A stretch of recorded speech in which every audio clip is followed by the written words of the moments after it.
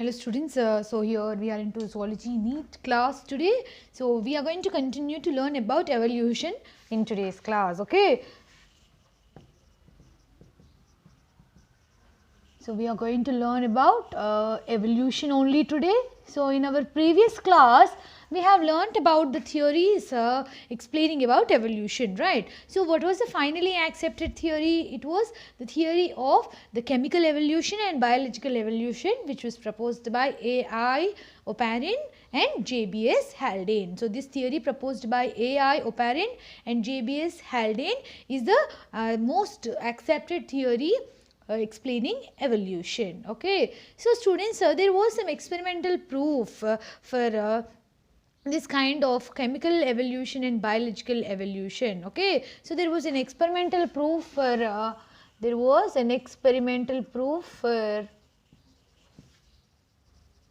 chemical evolution of life, for the chemical evolution of life, okay. So this experimental proof was given by Muller, okay, it was given by Miller and Harold Urey. Okay, Harold Urey, these two people, they have given the experimental proof for chemical evolution of life by performing some simulation experiments,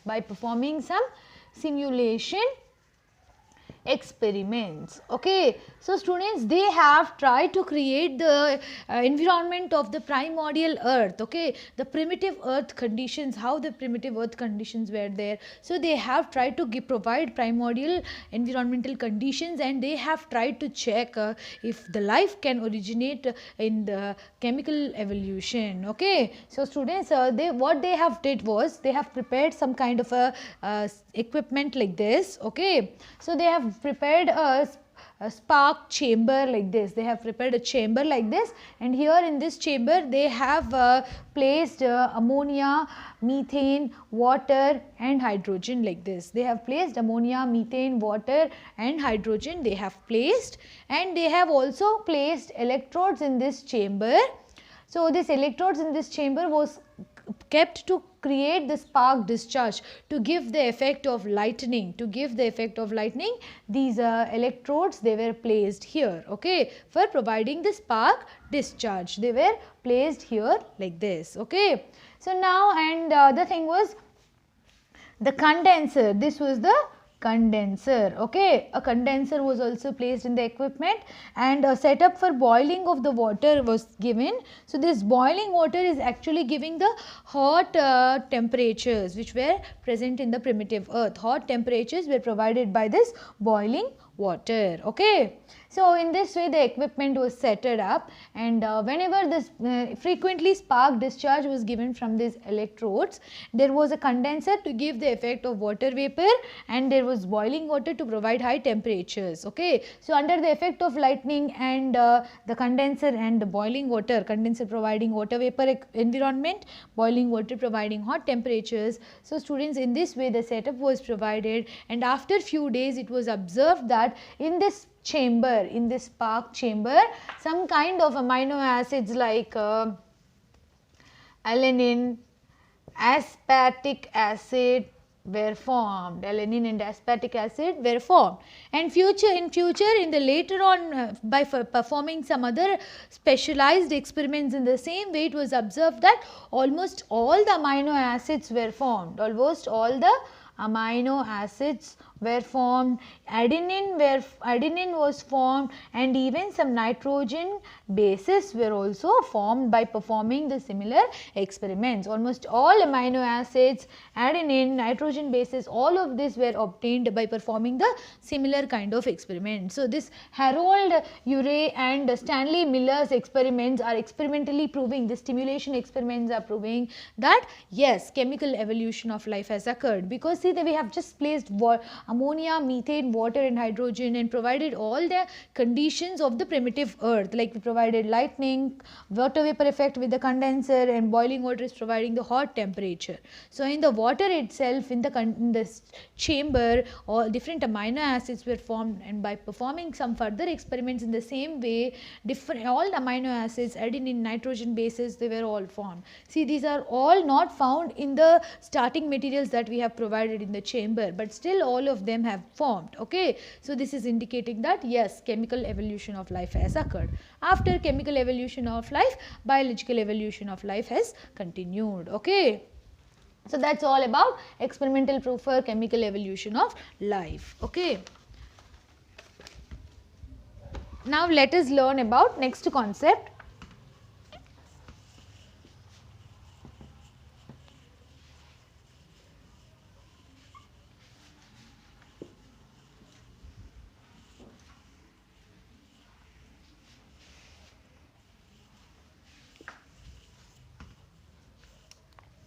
We are going to learn about evolution of life forms. Evolution of life forms, which is a theory we are going to learn. Okay, evolution of life forms, a theory we are going to learn. See students, the very first and the very most accepted theory regarding evolution was given by the theory of special creation. The theory of special creation. So this theory of special creation is saying that, you know, all the life was created on the earth, life existed on the earth nearly 4,000 years ago only. Life existed on the earth. Okay, 4,000 years ago only life existed on the earth, and all the organisms were formed by some divine power. Okay, and it is also saying that all the organisms which were created at that particular time, all the organisms which were created are similar and will be same in the future also, will be same in the future also. Okay, so this were the sayings by the theory of special creation. 4,000 years ago only earth has originated, all the organisms were created by the special divine power, and all the organisms created are similar to each other and they will be same in the future also.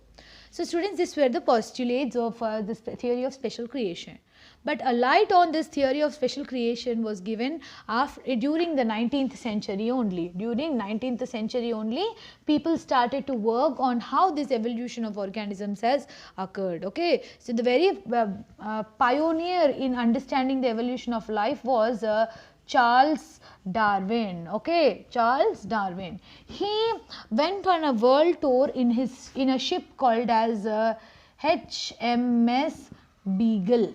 Okay, so this was a ship, HMS Beagle, in which Charles Darwin has travelled. He travelled throughout the world and he observed that see, the organisms are showing some similarities with each other. Yes, the organisms are showing some similarities with each other. The organisms are showing some similarities with each other.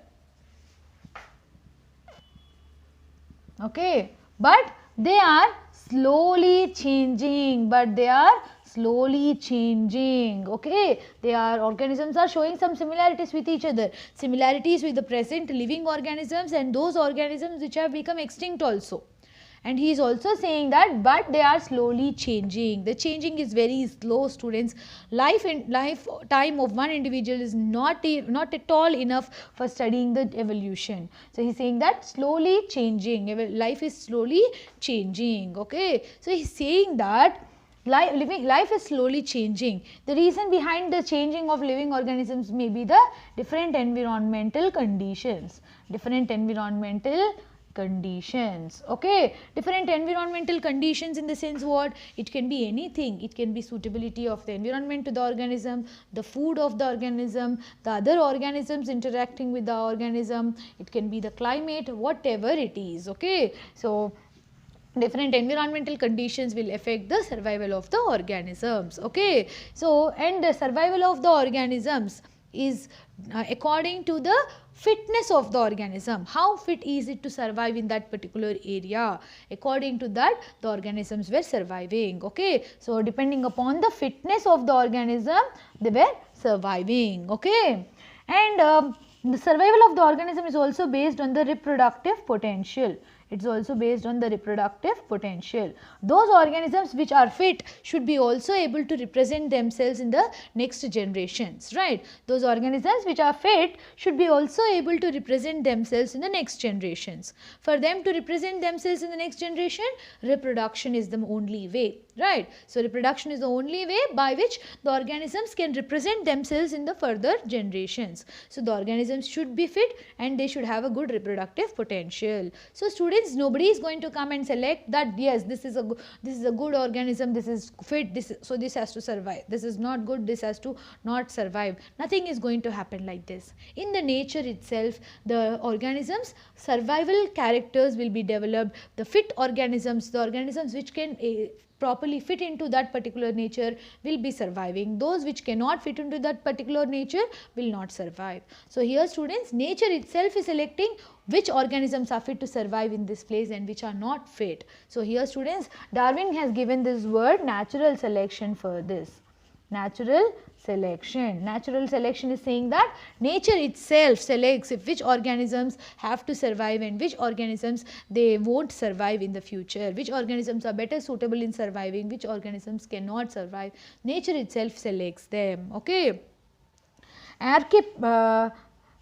Then this is about the theories which were proposed according to the evolution of life forms. Okay, and there existed another person who's called as Alfred Russel Wallace. Okay, he did same observations from Malay Archipelago Islands. Okay, Malay Archipelago is an island. So, here he made the same observations and so this is concluding that, so with this evolution of life forms we can conclude that all the organisms are connected to each other. All the organisms of the present and the past, of the organisms of the present and the past, they are connected to each other. Okay, so from one type of organisms only the next type of organisms have evolved, because see, if one organism is having some beneficial characters, slowly beneficial characters get accumulated sometime after some time, resulting in the formation of a completely new organism. Okay, so accumulation of beneficial characters will occur, resulting in the formation of a completely new type of organism, that is resulting in the formation of new variety of organisms. This is evolution. Okay, so this was according to Charles Darwin.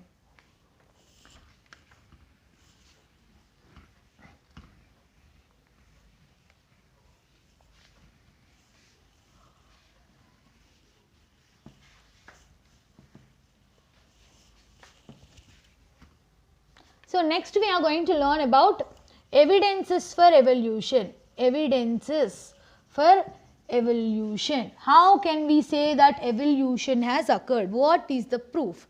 See students, there is no visual proof saying that yes, evolution has occurred, because lifetime of the individual is not enough to see the evolution occurring, because our lifespan is 100 years and evolution takes many hundreds of years for occurring. Okay, so that is why evolution cannot be observed, evolution cannot be proved. Okay, all the evidences which are supporting evolution are just hypothetical. Okay, all the evidences which are supporting evolution are just hypothetical. So, we are going to collect the evidences from different branches of sciences and then we are going to support evolution. Okay, see students, first we will collect the evidences from paleontology.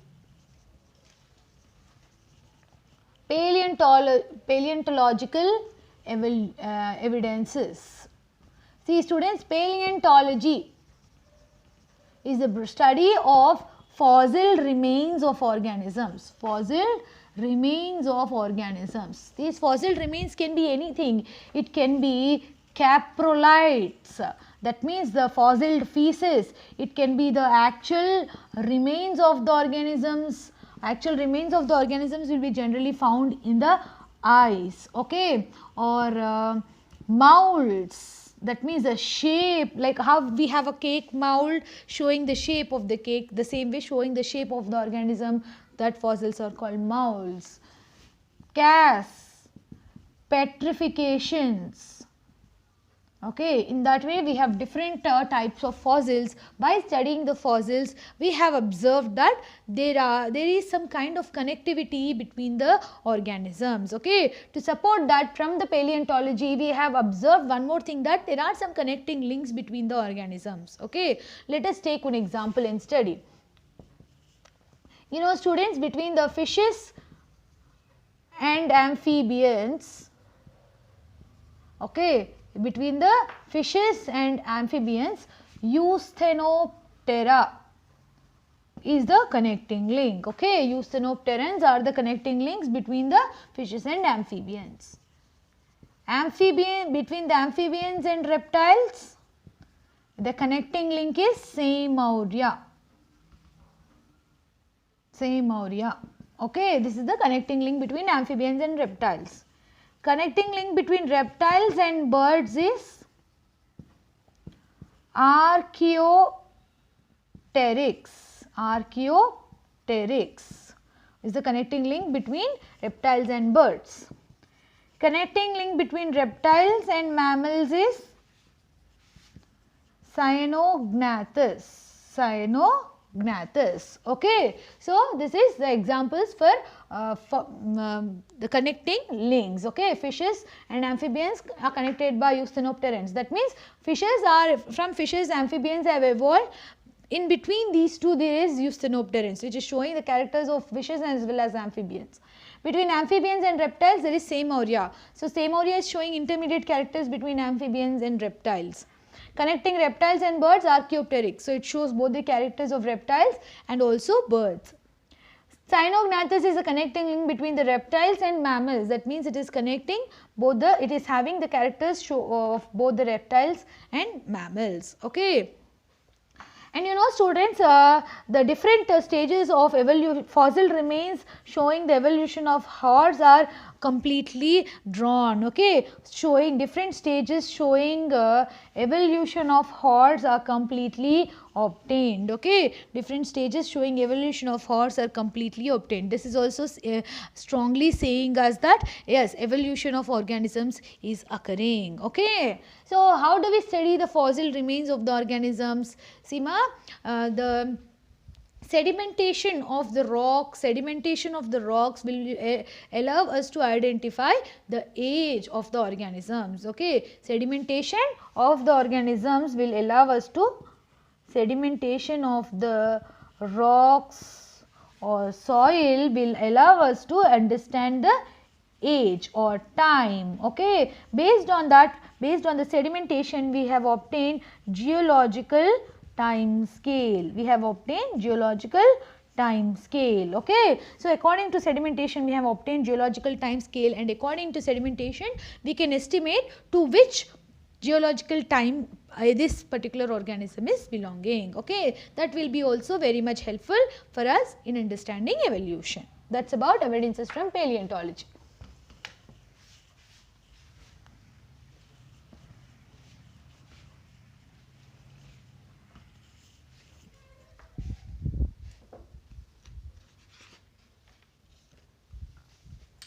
So students, the next evidence is coming, we are taking from embryology. The next evidence we are taking from embryology. Okay, embryological evidences. See, first let us see who's called as what is embryology. Embryology is nothing but the study of the formation and development of embryos. Formation and the development of embryos is called as embryology. Okay. Ernst Haeckel is called as the father of embryology. Okay. Von Baer is called as the father of modern embryology. Okay, von Baer is called as the father of modern embryology. Okay, so students, there were some observations made by von Baer based on the embryology of different organisms. Okay, so he has observed the development of embryos of fish, which is belonging to Pisces, an amphibian, salamander, okay, a tortoise, a reptile,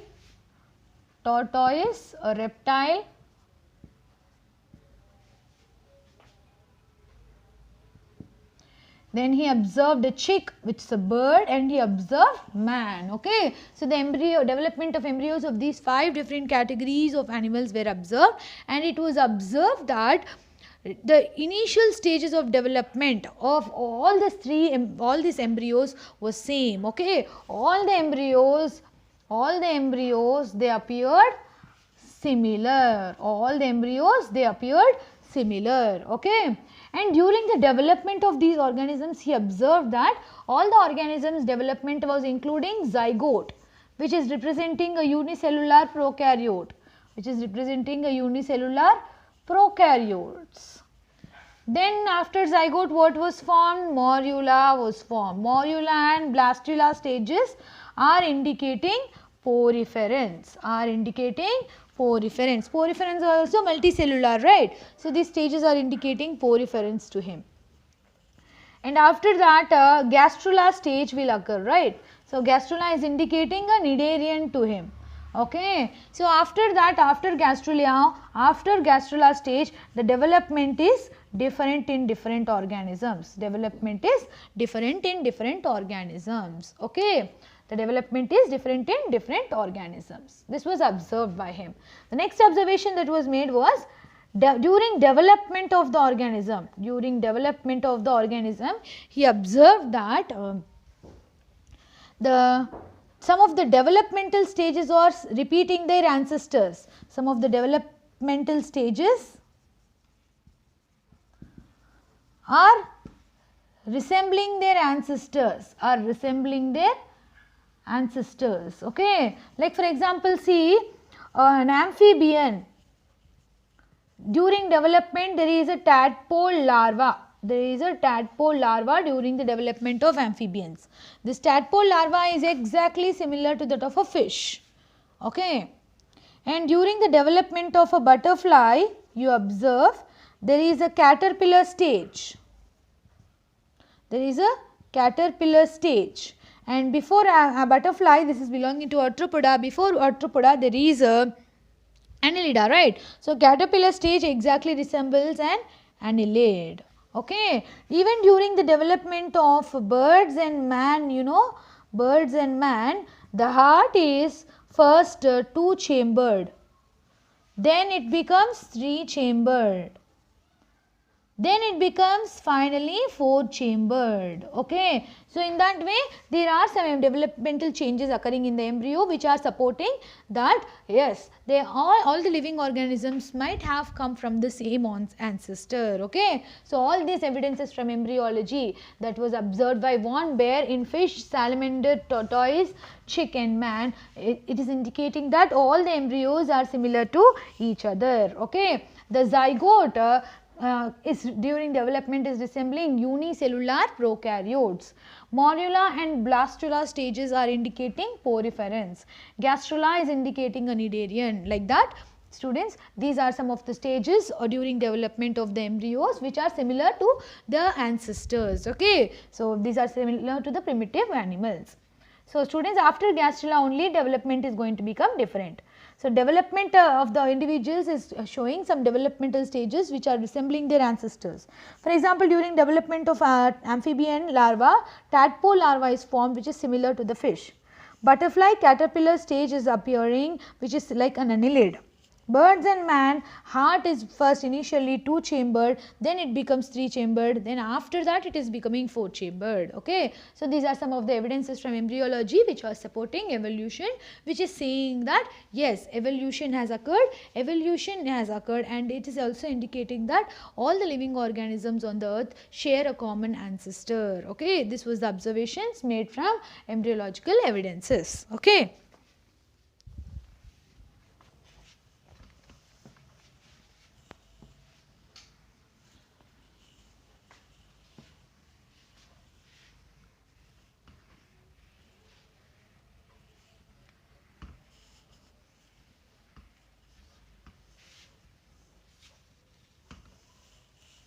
Now,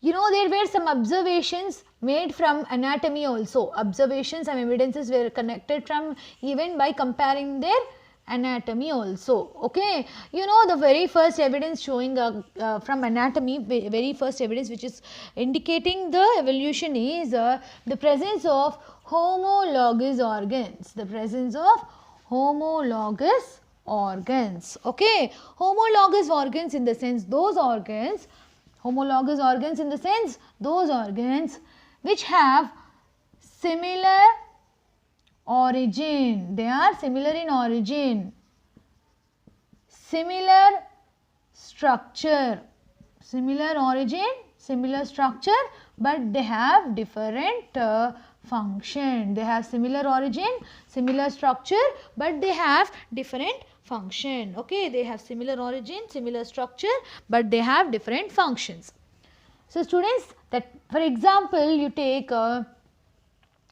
the wings of a bat, flippers of a whale, forelimb of a horse, forelimb of a horse, paw of a cat, hand of a man. All these are similar in their origin, all these are similar in the function, sorry, similar in the structure, but they are all similar in their origin, they are similar in the structure. The arrangement of bones in these different structures is same, but they are different in the function. Wings of bat are useful for flying and flippers of whale are useful for it in swimming. Forelimb of horse is different in function, paw of a cat is different, hand of a man is different. Forelimb of a horse is useful in walking, paw of a cat is useful in jumping, and hand of a man, we have different functions done by our hands, right. So here we observe that though these are all similar in origin, similar in structure, they have developed different functions. This might be due to the presence of these organisms in different places. Okay, this might be due to the presence of different organisms in different places. So this is caused due to adaptive radiation. This is caused due to adaptive radiation. Adaptive radiation means in the practice or in the trials of better surviving in a particular environment, these different organisms, they have developed different functions of the same organs to suit for their life in that particular area. Fish lives in the, whale lives in the water, so it requires some organs for swimming, so it has developed the flippers. Bat has to fly, so it has developed the wings from its forelimbs. Like that, according to the environmental necessities of the organisms, they have got adapted to the environment and developed different functions for the same organs. That is adaptive radiation. Trying to adapt to the environment, they developed special characters. So this kind of evolution is called as divergent evolution. Divergent evolution. Same structures performing in different functions. This is called as divergent evolution. Okay. Then we have analogous organs. Analogous organs. Okay. Analogous organs means these organs are those organs which are different in origin. They are different in origin. They are different in the structure, but they have similar function. This is due to convergent evolution. This is due to convergent evolution. See students, analogous organs are different in origin, different in structure, but similar in their function, because maybe due to the necessity of the organisms to live in the particular place, that particular place may require some characters.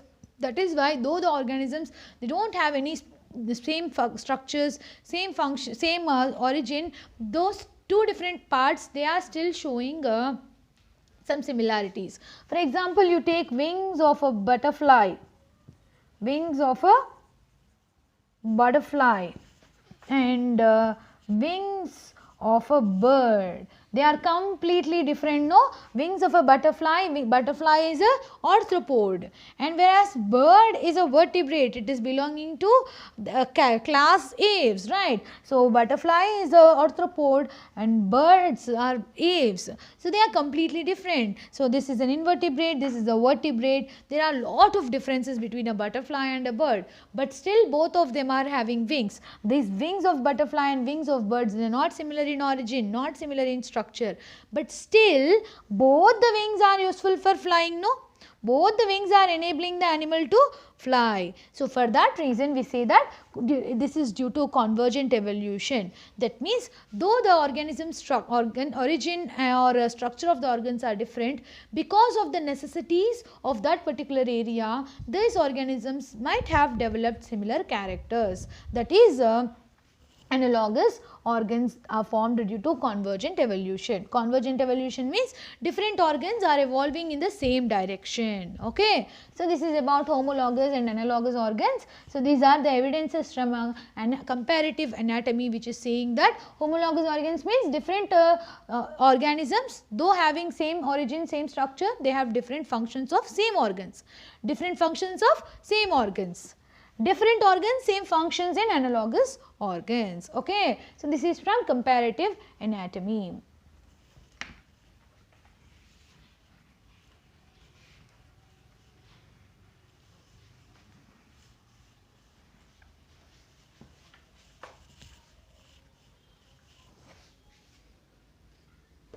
So we have some evidences from even cell and molecular biology. We have some evidences even from cell and molecular biology. Okay. So you know, cell and molecular biology is saying that there are some, though there are many different organisms, many different varieties of organisms are there, right? So many different varieties of organisms are there, though there are a lot of differences in the organisms. Just a minute.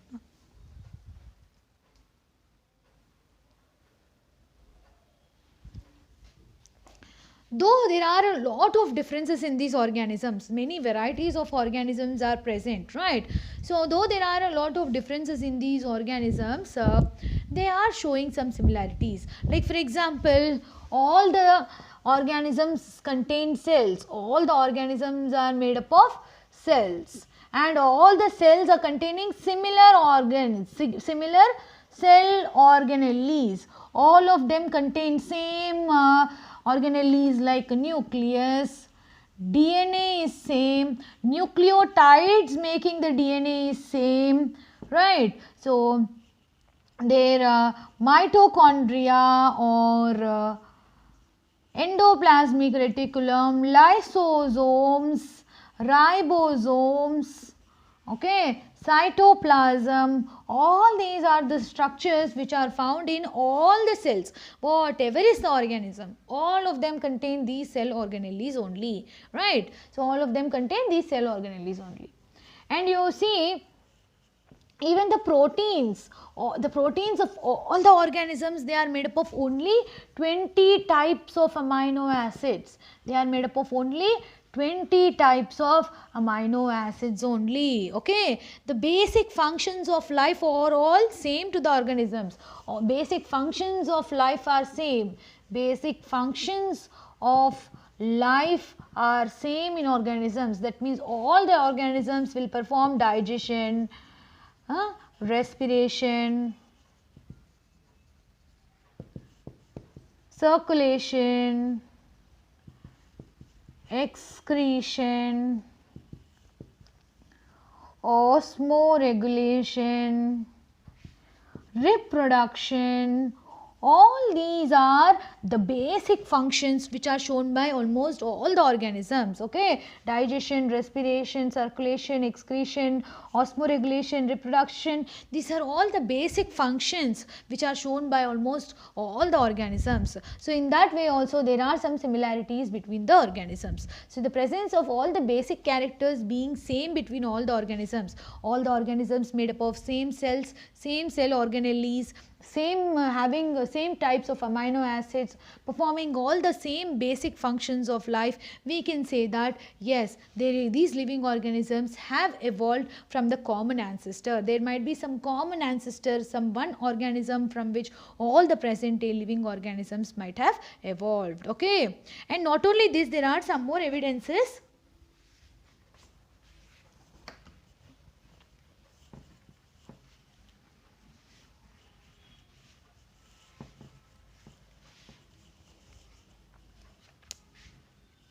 Like fishes generally excrete ammonia, okay. Fishes generally excrete ammonia, whereas amphibians, they excrete urea, okay. Reptiles or they excrete ammonia also, because amphibians, the urea is excreted by the adults excrete urea, whereas the tadpole larvae, they excrete ammonia just like that of the fishes. See, tadpole larvae, they excrete ammonia just like that of the fishes, okay. Reptiles, they excrete uric acid, okay. During the development of birds and mammals, initially they excrete ammonia just like that of the fishes. Then later on they excrete birds, they excrete uric acid only, okay ma. So coming to mammals, first they excrete ammonia just like that of the fishes. After ammonia they will excrete uric acid, okay, just like that of reptiles and birds.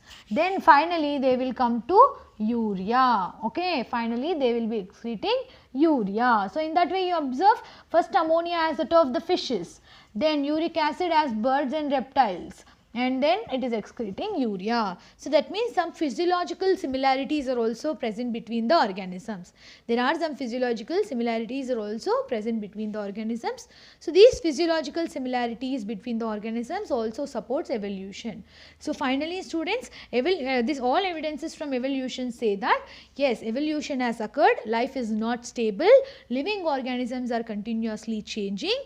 Living organisms, one type of living organisms will change into another type of living organisms, but though the living organisms are changing, they are all evolved from the common ancestor, so they show some basic similarities between each other, okay. So these are all just the hypothetical evidences students. The lifetime of the individual is not enough for practically proving the evolution. So just assumptions can be made because this is evolution. It might have occurred hundreds of